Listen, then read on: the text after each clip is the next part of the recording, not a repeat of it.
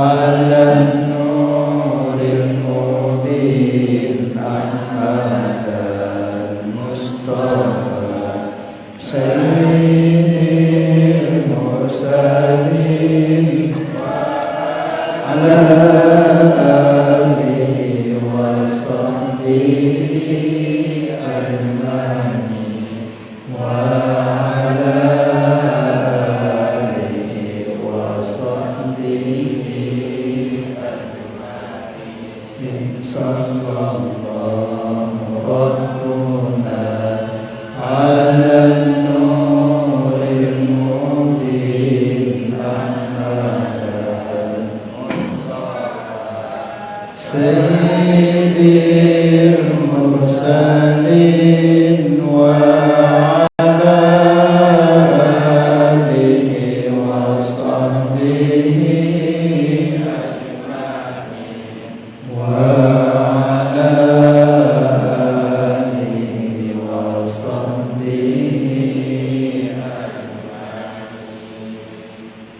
بسم الله الرحمن الرحيم إلى حضرة النبي المصطفى رسول الله صلى الله عليه وسلم وعلى آله وأزواجه وذرية الصحابة وأتباعه إلى حضرة جميع الأنبياء والمرسلين والصالحين الأولياء المقربين والأولياء العاملين وخصوصا لمصنف هذا الكتاب الإمام أحمد بن عطاء الله السكندري رضي الله تعالى عنه شر الله له الفاتحة.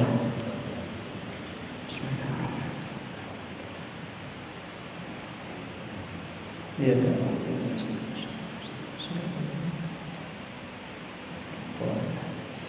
insyaallah malam ini kita mulai mengkaji isi daripada kitab Al-Hikam Al-Athaiyah.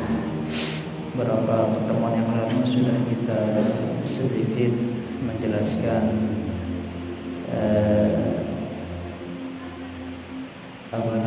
ringkasan daripada biografi pengarangnya yaitu Imam Ahmad.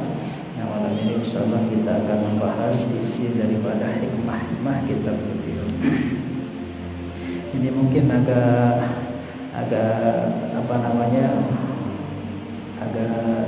perlu untuk dipahami dengan benar ya. Soalnya nanti takut salah paham karena ngaji kita ini ngaji agak tidak seperti biasa. Nanti kalau ketemukan hal-hal yang agak kurang kita pahami untuk ditanyakan. Syarahnya hikmah pertama yaitu min alamatil i'timadi 'alal amal nuqsanur raja inda wujudil zalal.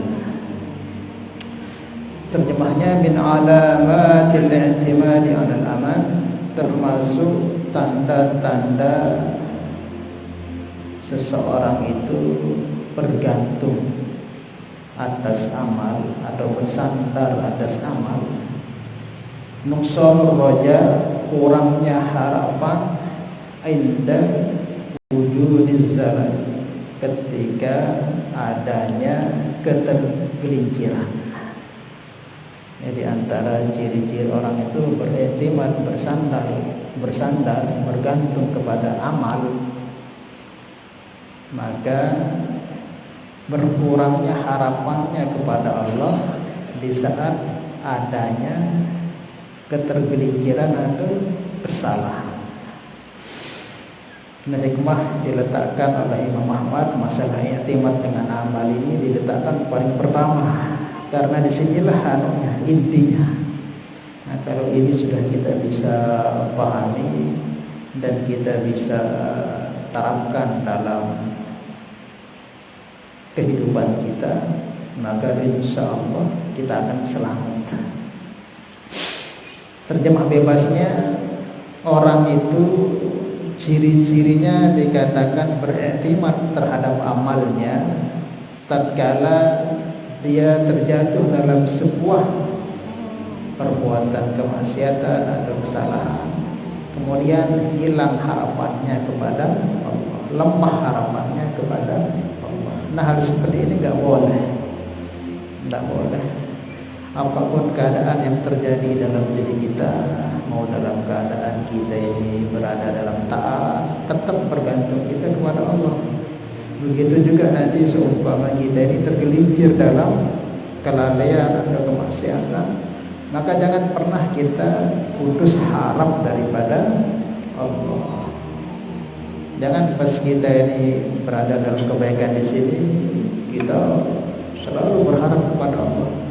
Nanti tiba-tiba saatnya takdirnya kita ini diletakkan dalam kemaksiatan atau kelalaian, terus hilang harapan kita itu kepada Allah. Nah, ini ciri orang beriktimat kepada amal. Paham ya? Ini artinya dulu ya. Jadi intinya kita itu tidak dibenarkan untuk beriktimat, kecuali beriktimat ini bersandar, menyerahkan urusan kita kepada selain Allah yang dibahas. Mau amal, mau pekerjaan, mau siapapun itu tidak boleh kita sandarkan. Dalam ngaji akidah dulu pernah kita bahas, karena sandaran-sandaran yang bukan selain Allah itu lemah. Sudah kita bahas kan, yang selain Allah itu lemah. Kalau kita sandarkan diri kita kepada zat yang dia itu sendiri butuh sandaran, ya siapapun dia di dunia ini ya tidak ada yang kuat, tidak ada yang kekal, tidak ada yang hebat, karena semuanya diciptakan oleh Allah dan kekuatannya diberikan oleh Allah Subhanahu wa Ta'ala. Maka bersandar kepada sesuatu yang lemah, yang tidak kuat, maka ini namanya kurang benar, kurang pas. Mestinya sandaran kita itu kepada zat yang maha kuat, zat yang maha tidak pernah yang namanya mati, yang maha kuat, akan hidup terus, la yanam wa la yasu, tidak akan pernah tidur, lelah, capek, tidak lupa. Itulah tempat kita bersandar. Maka tatkala kita bersandar kepada selain Allah, maka disitulah akan timbul yang namanya kekecewaan. Di saat kita kecewa, nah disitulah timbul nanti penyakit-penyakit di dalam hati kita. Ketika penyakit-penyakit hati itu ada dalam diri kita, maka itulah yang menjadi rusaknya diri kita, rusaknya amalan kita. Karena apa sebabnya? Salah tempat kita bersandar. Paham ya? Kita kan semua paham yang selain Allah ini makhluk kan? Yang khalik hanya Allah, yang selain Allah makhluk. Namanya makhluk ini lemah. Siapapun dia, mau Jibril, mau Mikail, mau Arash, semua itu lemah. Yang hanya kuat hakiki, zati, tanpa ada yang menguatkannya itu Allah. Maka kalau kita bersandar kepada selain Allah, pastikan diri kita akan kecewa. Hatta kepada amal ibadah kita ini. Jadi sebelum kita bahas ke amal, ke yang lain dulu, seperti urusan-urusan dunia lah. Urusan dunia ini pun kita kalau meletakkan sandaran kita, mungkin istri letakkan seutuh-utuhnya harapannya ke suami, atau kita sebagai karyawan letakkan seutuh-utuhnya urusan kita kepada bos kita, atau kita anak letakkan urusan kita ini ke orang tua kita, pasti akan diselesaikan. Nah, kalau kita yakin di situ itu akan mampu menyelesaikan masalah kita, yang akan terjadi kekecewaan. Karena semua manusia ini lemah, kadang lupa, kadang lelah, kadang capek, bisa khianat, bisa nipu-nipu, bisa bohong. Sehingga apa? Tatkala kita sandarkan ke situ, tatkala nanti dia melakukan hal yang tidak sesuai dengan keinginan kita, nipu kita misalnya, atau membohongi kita, maka disitulah kita akan kecewa. Maka jika terjadi seperti itu, jangan salahkan siapa-siapa, salahkan diri kita sendiri. Kenapa kita letakkan sandaran kepada zat yang butuh sandaran? Makhluk itu butuh sandaran itu. Semua kita ini tidak akan bisa mandiri tanpa Allah. Maka Imam Imam Syafi'i itu mengatakan, man i'tamada ala aqlihi dhalla. Siapa yang beriktimad bersandar kepada akalnya akan tersesat dia. Imam Syafi'i itu pinternya luar biasa. Setengah, kalau bumi ini dibuat bunder, maka setengahnya ini kepintarannya Nabi Muhammad, setengahnya ini dibagi dua di Imam Syafi'i, dan ini umat manusia. Begitu cerdasnya Imam Syafi'i. Tapi beliau katakan, man i'tamada ala aqlihi dhalla. Siapa yang beriktimad kepada akalnya akan tersesat. Akal ini lemah, ilmu ini lemah. Tapi saya ini alim, saya ini pintar, saya ini cerdas, terus dia bersandar pokoknya masih cerdas jangan selesai masa cerdas ini bisa berubah, bisa kita ubah, bisa mungkin nanti kita kecelakaan, hilang akal kita. Kalau kita sandaran ke akal pasti kita masuk. Wa man i'tamada ala malihi qalla. Siapa yang bersandar kepada harta bendanya, aku banyak kaya, banyak uang, dengan uang ini selesai masalah. Iya, kalau uang itu tetap bersama, bisa jadi kamu bisa bangkrut, bisa jadi uangmu dicuri orang, bisa jadi uangmu itu kena tipu, bisa jadi kena banjir, bisa hilang, atau tiba-tiba perusahaanmu bangkrut juga bisa. Bisa gak? Bisa. Kalau kita bersandar kepada hartanya, pokoknya jauh bahagia namun nih. Iya, kalau memang uang itu bisa tetap. Semakin kamu banyak uang, semakin banyak iri kepadamu, semakin banyak musuhmu, dia akan qalla, uang itu akan hilang. Wa man i'tamada ala sultanihi dhalla. Siapa yang bergantung kepada kerajaannya, jabatannya, oh kamu presiden, apa ini menteri, apa ini kadek, satu sampai ini. Ya kamu mulia ketika punya jabatan. Nanti kalau nggak punya jabatan, apalagi jabatannya nggak benar, hina. Tapi wa man i'tamada 'ala Allah wala dhalla wala kalla wala zalla. Tapi siapa beriktimadnya kepada Allah tidak akan berkurang, tidak akan tersesat, tidak akan terhina, akan sempurna kebahagiaannya, akan sempurna kesuksesannya, karena Allah itu zat yang maha kekal. Paham ya? Makanya dalam beberapa hikmahnya Imam Ahmad itu mengarahkan gitu, mengatakan ke murid-muridnya, ayyuhal murid, tuhai murid-muridku, ta'ajjaz, carilah kemuliaan, bi'izzatin la yabna, dengan kemuliaan yang tidak akan pernah sirna. Hai guru, apa itu kemuliaan yang tidak pernah sirna? Wa hiya ma'rifatullah, mulia karena sebab dekat dengan Allah. Ini enggak akan pernah sirna. Kenapa enggak akan pernah sirna? Karena Allah itu kekal. Kalau orang itu mulia karena Allah, akan kekal kemuliaannya. Di dunia dia akan dimuliakan, nanti di akhirat lebih lagi dimuliakan. Anak turunnya akan dimuliakan. Lihat orang-orang pendahulu kita, para guru kita, para ulama kita, Polisoker, Sultan Ampel itu sudah hampir 1 abad beliau meninggal, tapi sampai sekarang masih dimuliakan, diziarahi ribuan orang kuburannya. Anak-anaknya dimuliakan, belum nanti di akhirat. Butuh mulia, tidak akan habis kemuliaannya dengan sebab dekat dengan Allah. Tetapi kalau terjadi kemuliaan yang bukan dengan dekat dengan Allah, dengan harta ini makhluk kan. Ya, ketika kita punya harta mulia, nanti kalau hartanya hilang, kita tidak mulia. Cari kemuliaan dengan jabatan, ya kita mulia, disegani ketika punya jabatan. Nanti nggak punya jabatan, kita tidak dimuliakan lagi. Tetapi kalau kita mulia dengan ketakwaan kita, dekat kita dengan Allah, karena Allah ini kekal, maka kemuliaan kita akan kekal di dunia sampai di akhirat. Tapi yang selain Allah, kita cari kemuliaan kepandaian kita, dengan kekuatan kita, dengan ilmu kita, dengan harta kita, dengan jabatan kita. Semua makhluk itu ada batasnya. Maka ketika kita cari kemuliaan di situ itu pasti sudah nanti kecewa.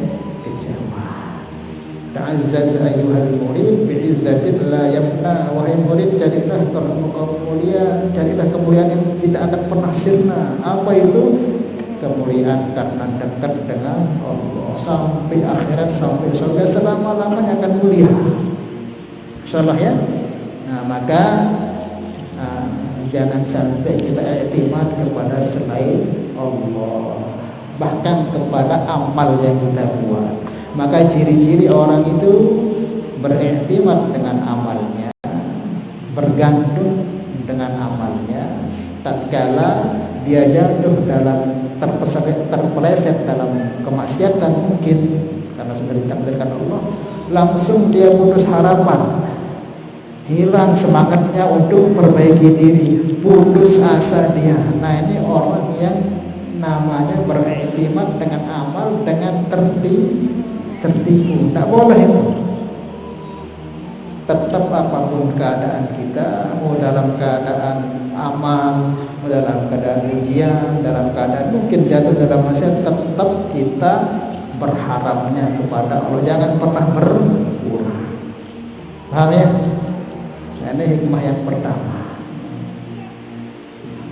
Karena kalau ini belum benar, masih lemah sadar kita kepada Allah Subhanahu wa taala. Inilah yang menjadikan banyaknya kerusakan hati kita ini. Sekarang kita sandarkan kepada bos kita, kepada jabatan ini, ternyata gak tertunaikan apa yang kita inginkan, timbul kecewa, sakit hati. Dari sakit hati itulah timbul hasad, dengki, timbul dendam, timbul itu. Nah, dari salah sandaran itulah maka rusaklah amal kita. Tapi kalau kita bersandar kepada Allah Subhanahu wa taala, bersandar kepada Zat yang Maha Hidup, yang tidak akan pernah lupa, tidak pernah lali daripada hamba-hambanya, maka kecewa tidak akan ada, kerusakan hati itu tidak akan pernah ada. Insyaallah ya. Nah, bahasan kita ini bukan berarti kita ini tidak diarahkan untuk sedih. Tidak apa-apa, silahkan. Ketika kita buat amal, misalnya kita buat amal, semangat. Harapan kita kepada Allah itu banyak dengan amal. Kemudian terkadang kita jatuh dalam kelalaian kemaksiatan, langsung kita lemah, nggak lagi buat amal. Kita anggap cuma sudah kebaikan saya, hilang harapan kita kepada Allah. Nah, ini tidak boleh. Karena bersandar kepada amal ini ketertipuan. Dengan kita anggap amal ini akan mampu mendatangkan pertolongan buat kita. Maka mukmin yang benar itu, yang sejati, yang kenal dengan Allah, apapun keadaannya, mau takwa, mau mungkin tergelincir, tetap dekatnya dengan Allah gak berubah. Tetap harapannya kepada Allah itu gak berubah. Paham? Karena dia yakin yang menjadikan bukan karena amal, tapi karena anugerah Allah Subhanahu wa taala.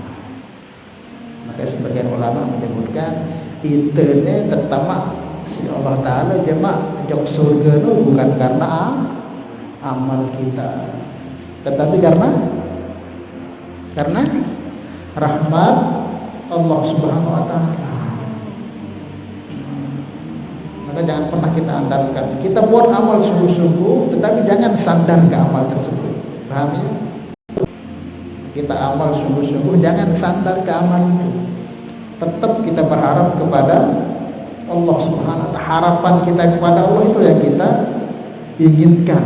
Amal sungguh-sungguh, tapi harapan tetap kepada Allah. Kalau enggak gitu nanti sombong kita dengan amal kita. Bahkan kita akan menyalahkan nanti, bisa jadi Allah Subhanahu sudah salahkan. Banyak orang amal sungguh-sungguh buat kebaikan, sementara Allah telah berjanji siapa yang buat amal ini Allah akan beri. Ternyata nggak diberi, kecewa karena sandaran ke amal. Ini sandaran kepada Allah Subhanahu wa taala. Dalam kisah Bani Israil itu dulu ada kisah seorang perempuan, seorang ahli ibadah, diceritakan 500 tahun dia ibadah. 500 tahun ibadah dari baliknya sampai mati tidak pernah maksiat, taat tok gawe. Sehingga ketika di persidangan Allah Subhanahu wa taala, malaikat suruh dia masuk ke dalam surga. Allah katakan, wahai malaikat, si fulan ahli ibadah ini masukkan dia ke surga dengan rahmatku. Maka mendengar firman Allah ke malaikat itu, protes ahli ibadah yang 500 tahun full ibadah. Ya Allah, Engkau perintahkan aku masuk surga karena amalku, karena rahmatmu. Aku masuk surga karena rahmatmu. Terus mana amal saya yang 500 tahun itu ya Allah? Kok aku dimasukkan surga karena rahmatmu ya Allah? Mana dong hasil amalku 500 tahun? Dewa berhenti sampai aku mati. Biar makan rahmat deh si utama surga, dia akan amal. Maka dia bernegosiasi ke Allah Ta'ala, bantah-bantah. Kamu mau masuk surga dengan amalmu?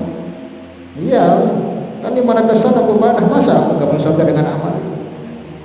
Oke, kalau kamu mau bantah-bantahan, mau negosiasi sama saya, maka malaikat kita timbang, ambil amalannya 500 tahun itu, taruh di timbangan, dan cungkil matanya sebelah ini, cungkil, taruh di timbangan.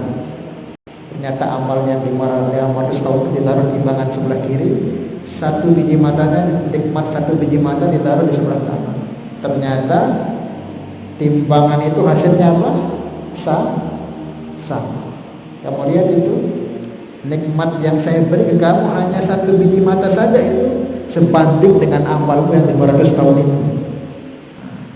Malaikat cungkil lagi mata yang sebelah. Kalau diambil sebelah ditaruh berat mana? Hah?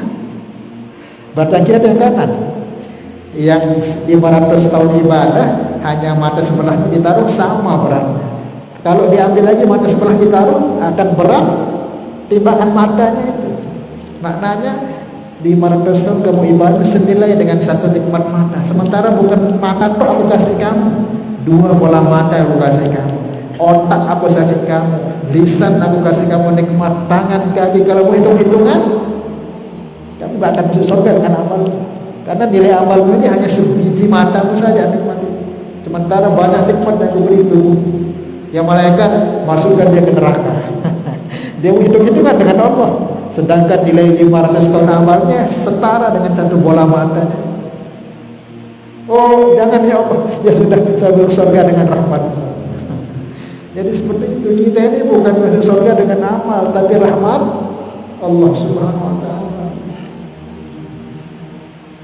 Dan kita ini juga masuk surga bukan dengan sifat adilnya Allah.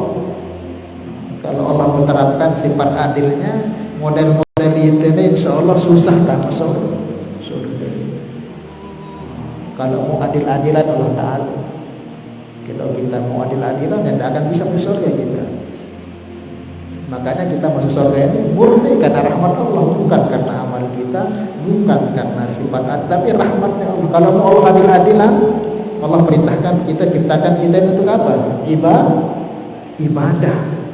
Wa ma khalaqtul jinna wal insa illa liya'budun. Aku ciptakan jin dan manusia untuk ibadah. Inna salati wa nusuki wa mahyaya wa mamati, semua umur kita, hidup kita, mati hidup kita ini gerak-gerik untuk ibadah.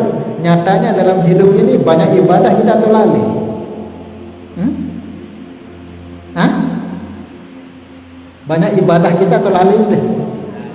Hah? Ya itu diciptakan, aku diciptakan jin manusia hanya untuk ibadah, kata Allah. Sholatku, ibadahku, matiku, hidupku untuk ibadah. Padahal nyatanya dalam prakteknya kita banyak ibadah dan banyak lalai. Hah? Hanya lalai. Ibadah pun sambil lalai-lalai. Padahal tugas kita ibadah. Kalau mau Allah dengan sifat adilnya, wah tidak bakalan kita masuk surga. Tetapi kita masuk surga ini karena rahmat Allah. Kalau mau adil-adilan, ya Allah, bila lalu ibadah deh, luwe lalai itu, luwe maksiat, ibadah terdoa masih sambil ingat pegawaian deh. Ya jangan kandelan tak masuk surga dek nabawan. Makanya itu ni tak masuk surga murni karena rahmat Allah. Makanya rahmat Allah itulah yang kita cari. Paham ya? Rahmat Allah Subhanahu wa taala itu kita cari. Nah, kita buat amal, jangan bergantung kepada amal itu bahwa saya akan masuk surga karena saya punya amal banyak. Nah, jangan. Amal ini gak bisa buat apa-apa. Tetap bergantung kita kepada Allah, tanpa kita tinggalkan amal. Tetap buat amal sungguh-sungguh, tapi tetap kita pandang rahmatnya Allah. Paham ya? Karena Nabi pernah menyatakan dalam hadis dari Bukhari, beliau pernah mengatakan la yadkhulul jannata ahadun bi'amalihi. Tidak ada satu orang pun yang masuk surga di dunia ini karena amalnya. Tidak ada orang masuk surga dengan amal. Wala anta ya Rasulullah, ada sahabat berkata, sidak pun Rasulullah tidak masuk surga karena amal. Wala ana, aku pun tidak masuk surga karena amal. Illa an taghabbadani Allah bi rahmatin, kecuali karena rahmat aku dinaungi rahmat Allah. Karena rahmat Allah itu aku masuk surga. Nabi saja itu gak masuk surga dengan amalnya, tetapi karena rahmat Allah. Ingat, ini bukan berarti kita tidak beramal. Beramal sungguh-sungguh, tapi jangan bergantung kepada amal. Jangan juga dibalik, berharap toh tapi gak amal. Kebalik, ada orang beramal terus tapi berharapnya ke amal. Tidak boleh. Beramal sungguh-sungguh, tetap bergantung kepada Allah. Atau jangan berharap doang, diri amal, jadi kena masih. Pahamnya yang benar itu amal sungguh-sungguh, tapi tawajuhnya kepada Allah. Namun tawajuh oleh amal, sombong terjadi dulu, angkuh terjadi dulu. Karena aku kan amal, sehingga orang-orang yang belum amal kita remehkan. Tapi kalau kita sandarnya kepada Allah, walaupun amal kita setinggi langit, tidak akan sombong. Kenapa? Karena semua dari Allah. Lalu namun kita paham arahkan ini, semakin tamal, semakin sombong, semakin takabur, anggap diri paling soleh, paling takwa, paling alim, paling pintar, paling luwih kebaikan. Kenapa? Situ serius amal. Lagu lamun serius rahmat Allah, semakin tinggi amalnya, semakin tendik sombong. Karena itu buat amalnya karena ditolong oleh Allah. Paham ya? Jadi jangan salah paham, jangan sampai kita memahami, jangan beriktimat kepada amal, atau orang tidak mau surga karena amal terus dia tak amal, dia peleh dari tetap buat amal, tetapi gantung kita kepada Allah. Karena apa? Sampai yang kekuatan untuk amal itu siapa? Allah. Sampai yang kemampuan untuk sholat, ngaji ini Allah.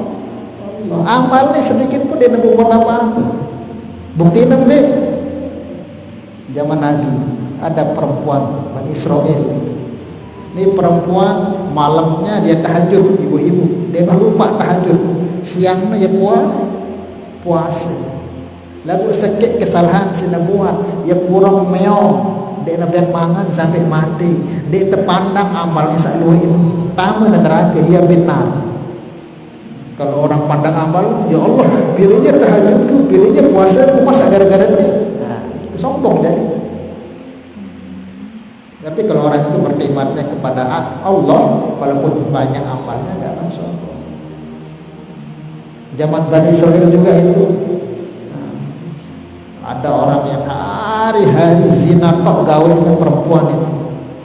Tetapi namanya zaniah itu yang mangan si hasil zina, kehidupan diri ini saya berzina. Lalu ia buat kebaikan bank acong, atau apa bahasa Indonesia nya? Apa? Acong bahasa Sasak. Anjing kehausan dikasih minum masuk surga. Tidak dipandang kemaksiatan itu, yang tadi tidak dipandang kebaikannya, walaupun banyak. Ya intinya apa? Buat amal sungguh-sungguh, sandaran kita tetap kepada Allah Subhanahu wa taala. Dan sejatinya memang dari Allah Subhanahu wa taala. Sila bisa hadir di ini, tengaji di yang bisa ngajahan ini, saya sampai kekuatan Allah.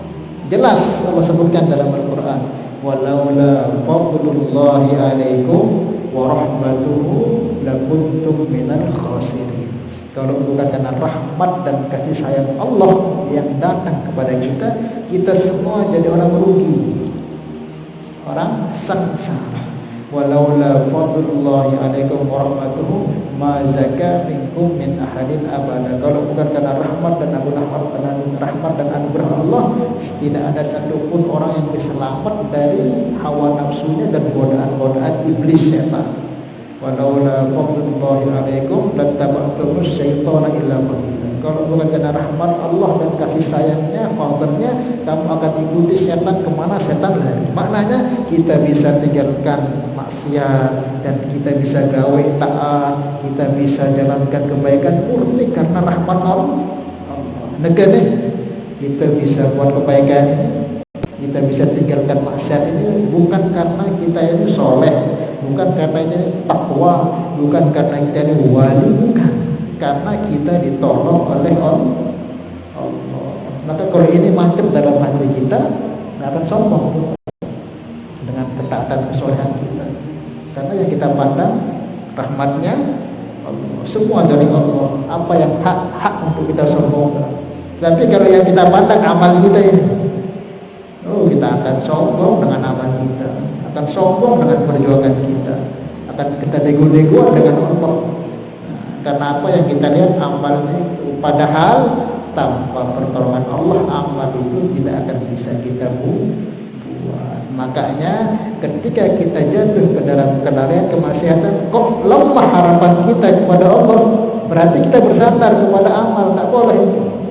Mestinya ya apapun keadaan, tetap kondisi kita, harapan kita akan berubah kepada Allah. Paham ya? Paham ya ini maksudnya? Bisa dipahami? Hadis bisa dipahami? Nah, jangan sampai sandaran kita ini kepada selain Allah. Karena apapun keadaan ini, mau kita sering yang sampaikan ini, mau dalam badan kebaikan dan kemaksiatan, itu sudah semua ketetapan Allah Subhanahu. Dan itu pasti baik.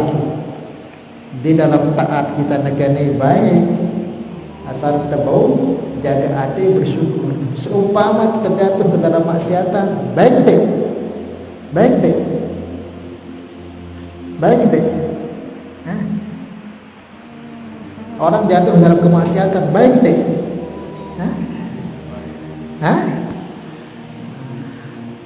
Baik. Kalau kita bisa memahami, kalau kita bisa paham bahwa ini sudah ketetapan Allah, dan kita pahami kita ini bukan nabi, bukan rasul, kita ini orang yang baru, lemah. Ketika kita bisa nyikapi, ketika jatuh dalam maksiat, tidak putus asa, tetap berharap kepada Allah, segera bertobat, benahi diri, tak ajuan jempol insyaallah. Innallaha yuhibbut tawwabina wa yuhibbut, bisa jadi kekasih Allah walaupun dalam maksiat, kalau dia bisa memahami. Karena kita ini kan bukan nabi, bukan rasul. Sekuat apapun kita dapat takdir Allah Ta'ala jatuh kemaksiatan, tetap kita akan jatuh. Setinggi apapun derajat walinya, kalau dia bukan nabi tetap akan jatuh kemaksiatan. Maka apa perintah Allah di sini? Ketika jatuh dalam maksiat, jangan putus harapan. Kita ini manusia lemah, bukan nabi, langsung tobat istighfar, jadi kasih Allah. Karena Allah suka dengan orang-orang yang membersihkan diri. Apapun keadaan kita ini baik semua, asal kita bisa menyikapi.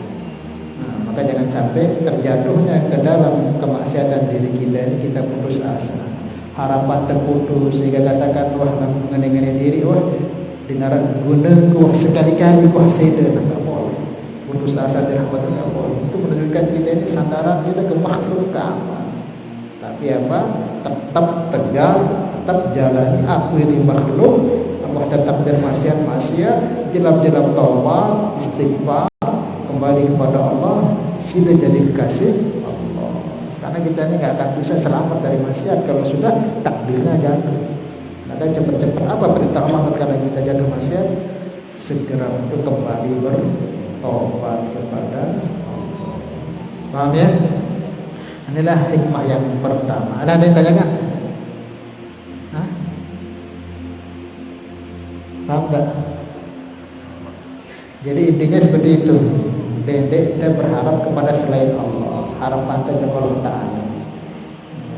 Jangan sedikit-sedikit kita ke makhluk, suami ke istri, jangan sedikit anak ke bapak. Ya apa-apa, tapi jangan sampai hati kita begitu. Karena suami kita bisa mati, bisa lelah, bisa capek, bos kita bisa lupa. Karena kecewa, sakit hati, dongkol, dendam. Nah itulah penyakit hati yang merusak itu. Kenapa? Salah kita dapat taruh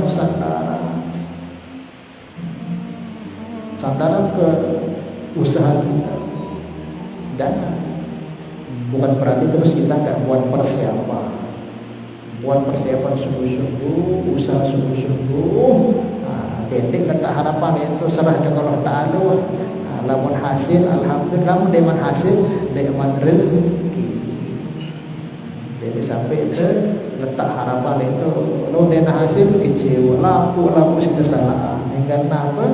Sakit hati, kecewa, dendam, iri, dengki dan sebagainya. Kenapa? Tempat sandarnya salah. Maka sandarkan diri kepada Allah yang tidak akan pernah khianat, lupa, ngantuk, lelah. Paham ya? Demele dek kecewa, bersandarlah dengan Allah Ta'ala, jadi selamat dunia akhirat. Bukan berarti terus kita kerjasama potong royong, tetap, tapi hati jangan sampai bergantung ke situ-situ. Kecewa nanti. Paham? Cukup Allah sebagai sandaran. Oke, ada yang tanya kan?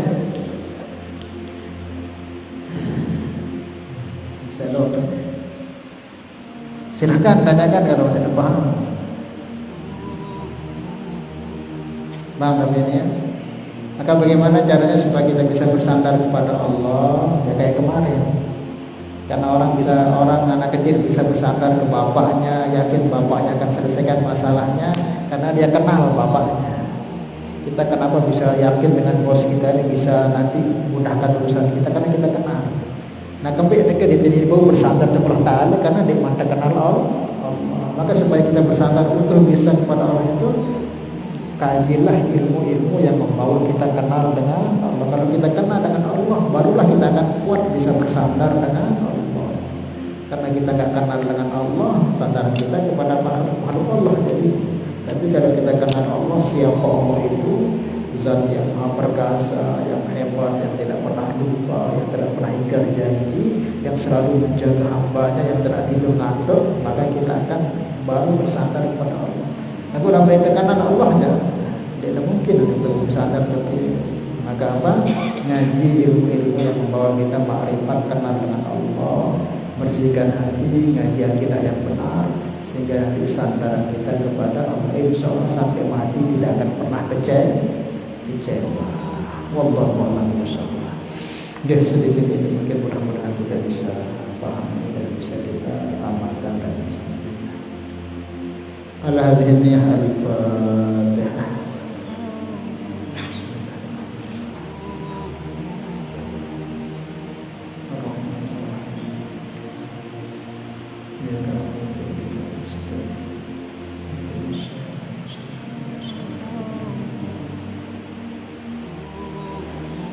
Salam